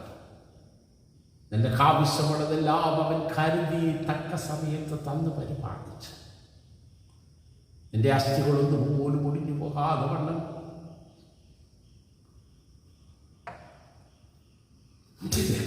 ചെയ്യുകയോ. ഈ ദൈവം നിന്നോട് കൂടെ ഉള്ളപ്പോ, ഈ ദൈവം നമ്മളോട് കൂടെ ഉള്ളപ്പോ ധൈര്യത്തോടെ ജീവിതത്തിൽ മുന്നേറുവാൻ, ധൈര്യത്തോടെ ഏത് പ്രതിസന്ധികളിലും മുന്നേറുവാൻ അവൻ നമ്മളെ നിർത്തുവാൻ പോകുന്നത് പാറമേലാണെന്ന് ഓർത്തുകൊണ്ട് ഈ അനർത്ഥ ദിവസത്തിൽ അവൻ്റെ കൂടാരത്തിൽ ഒളിച്ചിരിപ്പാൻ, മറിഞ്ഞിരിപ്പാൻ ദൈവം നമ്മളെ സഹായിക്കട്ടെ. പ്രാർത്ഥിക്കാം. കർത്താവേ, ഞങ്ങളെ കേൾപ്പിച്ച വചനത്തിനായി സ്തോത്രം ചെയ്യും. പ്രതിസന്ധികളുടെ മധ്യത്തിലൂടെ കടന്നു പോകുമ്പോൾ ഏറെ സന്തോഷവാനായി ഞാൻ യഹോവ എല്ലാ കാലത്തും വാഴ്ത്തും, എൻ്റെ സ്തുതി എപ്പോഴും എൻ്റെ നാവിന്മേലുണ്ടെന്ന് പാടുവാൻ ഞങ്ങളുടെ ജീവിതാനുഭവങ്ങളിൽ ഞങ്ങളോട് കൂടെ നിൽക്കുന്ന കർത്താവിനെ കാണുവാനിടയാക്കണമേ. തുടർന്ന് ഞങ്ങളോട് സംസാരിച്ചാട്ടെ, തിരുകൃപയിൽ സൂക്ഷിച്ചാട്ടെ. യേശു ക്രിസ്തുവിന്റെ നാമത്തിൽ പ്രാർത്ഥന കേൾക്കണമേ.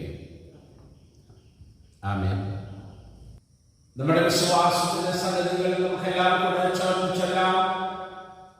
സർവശക്തികളുമായി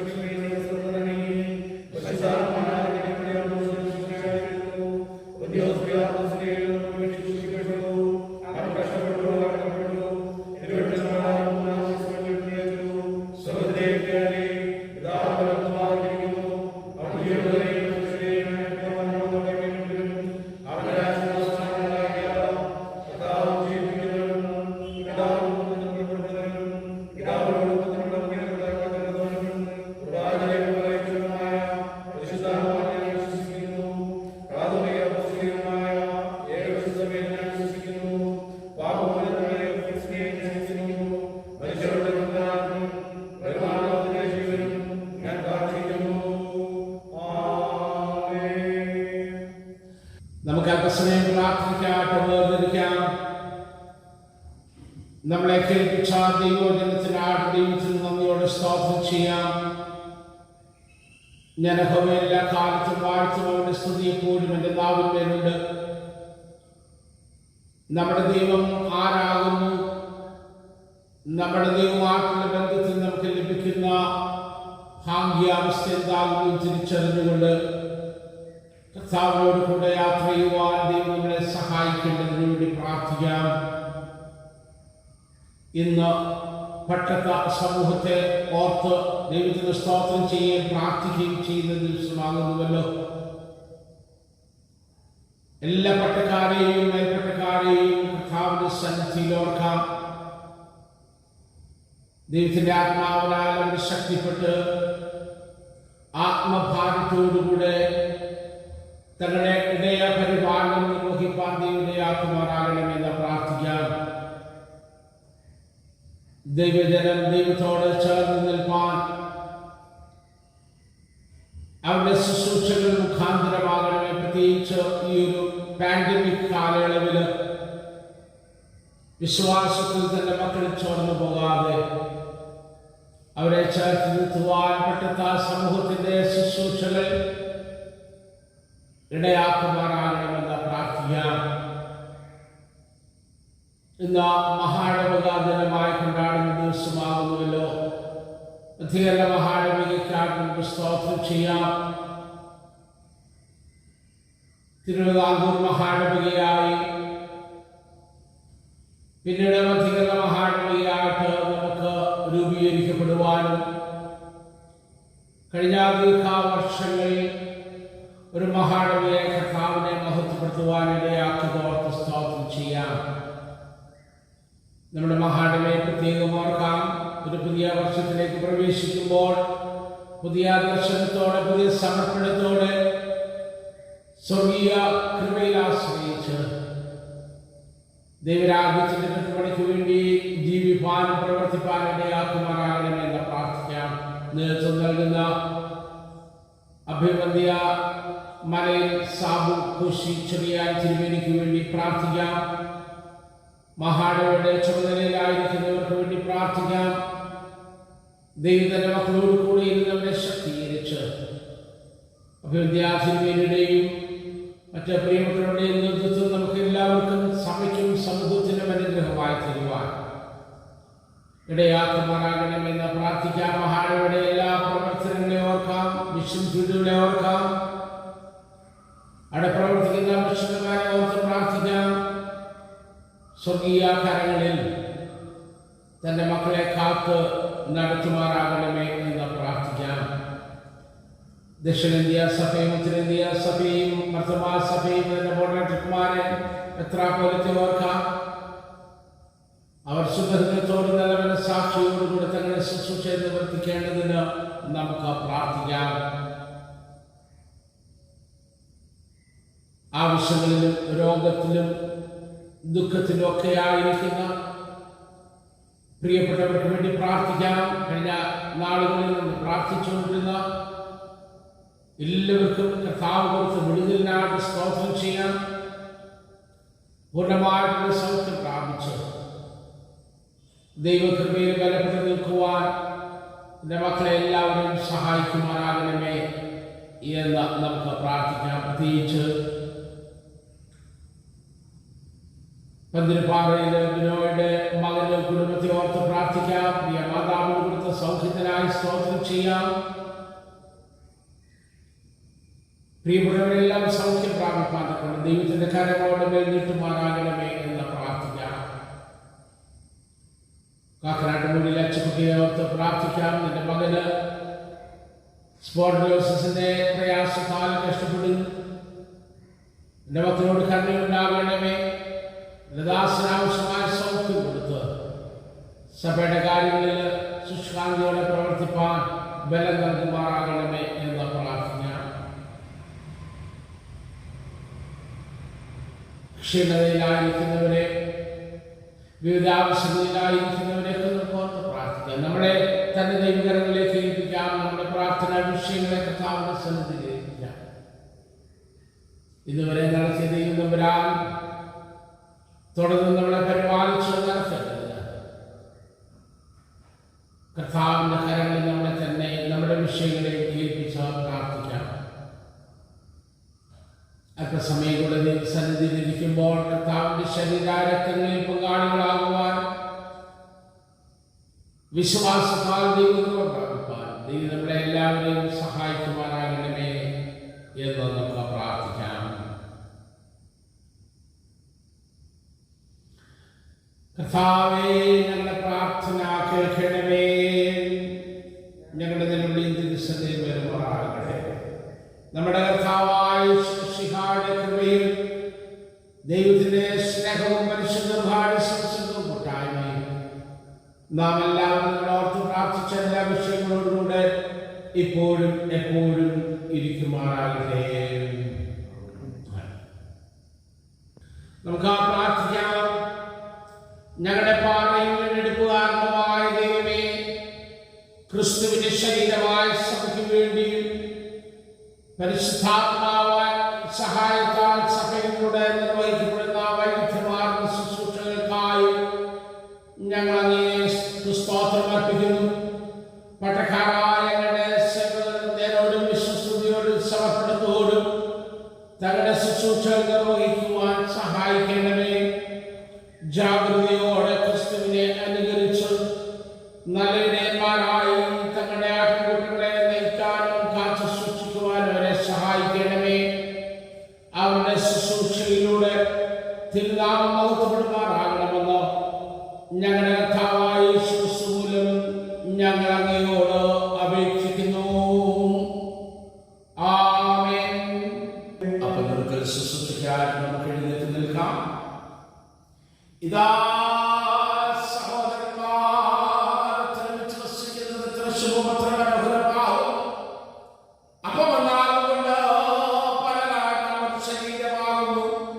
നാം എല്ലാവരും അവരെ എപ്പോഴെല്ലാം ശരിയാകുന്നുവല്ലോ.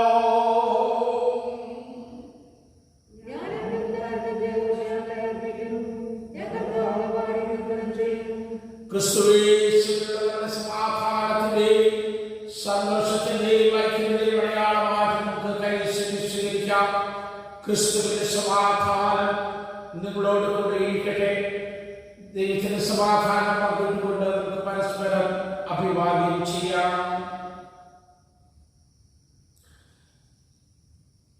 ഇപ്പോൾ ഒരു പാട്ട് പാടുമ്പോൾ സ്തോത്ര കാഴ്ച എടുക്കുന്നതാണ്. ഞാൻ നേരത്തെ ഓർമ്മിപ്പിച്ചതുപോലെ നമ്മുടെ സ്തോത്ര കാഴ്ചകൾ മാറ്റിവെച്ച് ദൈവാലയത്തിലെത്തിക്കുവാനാണ് എല്ലാവരും ശ്രമിക്കുന്നത്.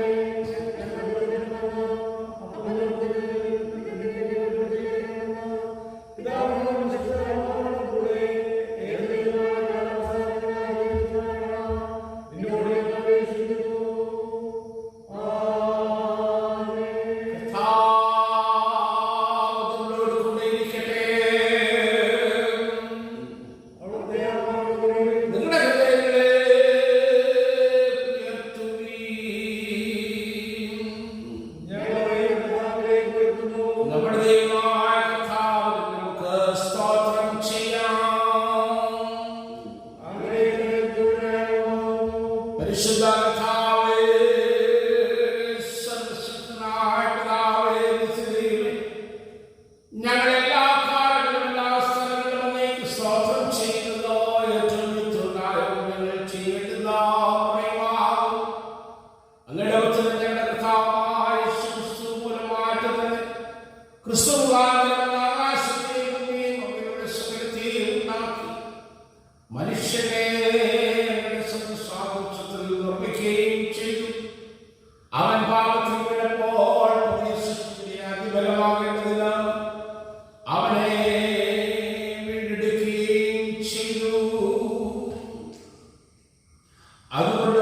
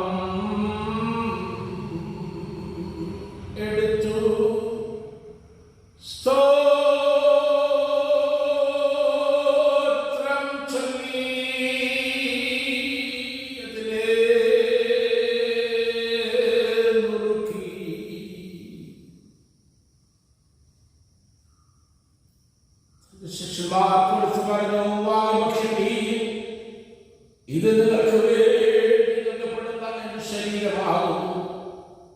എന്റെ ഓർമ്മയ്ക്കായി ഇതോ ചെയ്യുവിൻ. അത്താഴത്തിന് ശേഷം അപ്രകാരം തന്നെ ക്രിസ്തു പാനപാത്രം എടുത്തു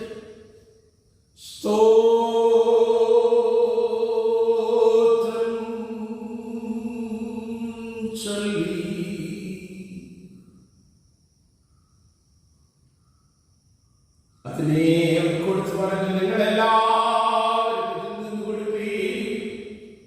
എന്തുകൊണ്ടാൽ നിങ്ങൾക്ക് വേണ്ടി അനേകർക്ക് വേണ്ടി പാപമോചനത്തിനായി ചെയ്യപ്പെടുന്ന പുതിയ നിയമത്തിലുള്ള എന്റെ രക്തമാകുന്നു.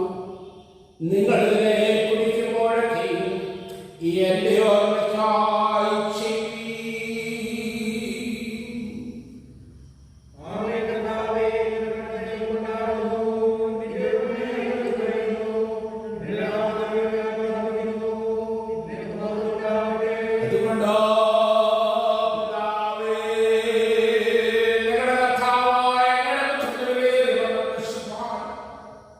ക്രിസ്തുവിന്റെ മഹത്വം സർക്കാരം ഓർത്തുകൊണ്ട് ക്രിസ്തുവിൽ ഞങ്ങൾക്കായി സമ്പാദിച്ചു സ്തോത്രം ചെയ്തുകൊണ്ട് പ്രകാരം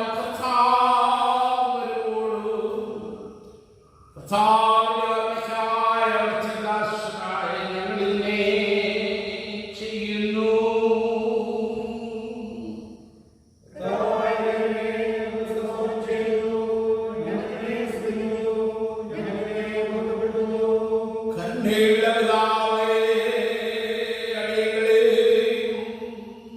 നല്ല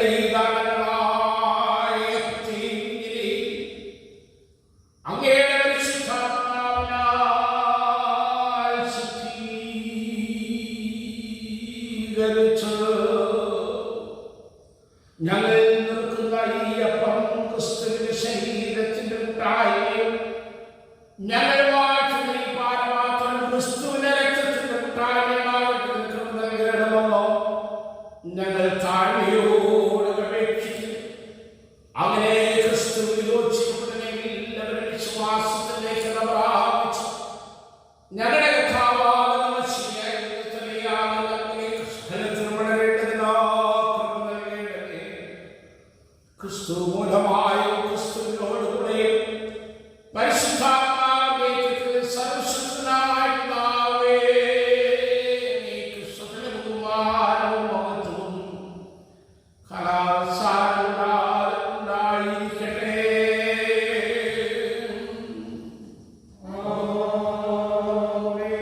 നമ്മുടെ രക്ഷിതാവായ ക്രിസ്തുവാൻ ജ്ഞാപിക്കുകയും പഠിപ്പിക്കുകയും ചെയ്ത പ്രകാരം ധൈര്യത്തോടെ പ്രാർത്ഥിച്ചു ചൊല്ലുന്നത് സ്വർഗ്ഗസ്ഥനായ ഞങ്ങളുടെ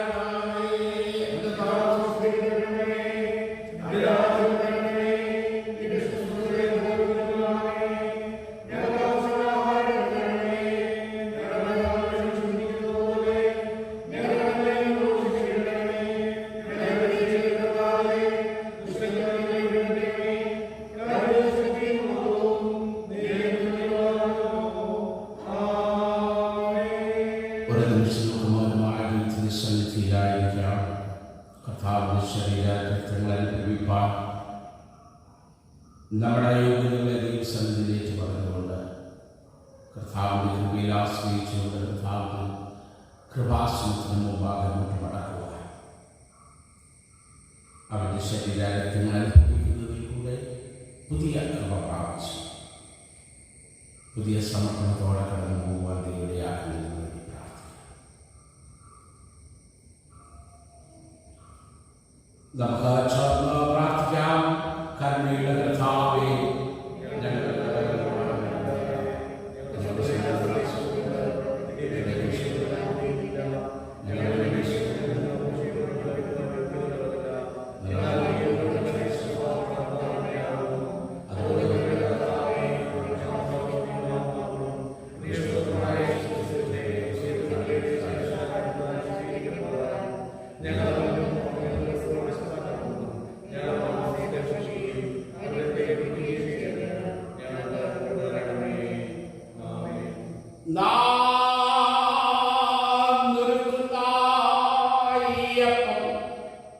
ക്രിസ്തുവിന്റെ ശരീരത്തിന്റെ കൂട്ടായ്മയല്ലയോ?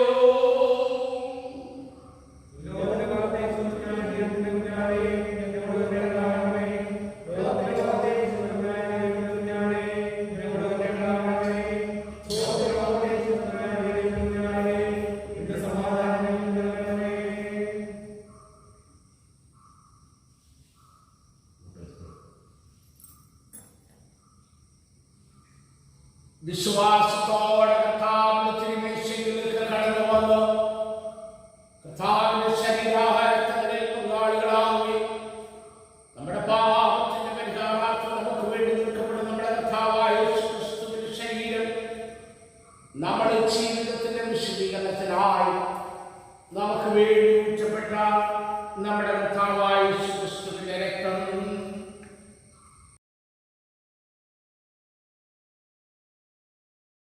ഇപ്പോൾ ക്രിസ്തുവിന്റെ ശരീരത്തിലെ രക്തത്തിലെ ശബ്ദമതി വിശ്വാസത്താൽ നമുക്ക് ദൈവത്തിന് സ്തോത്രം ചെയ്ത് താഴെയുള്ള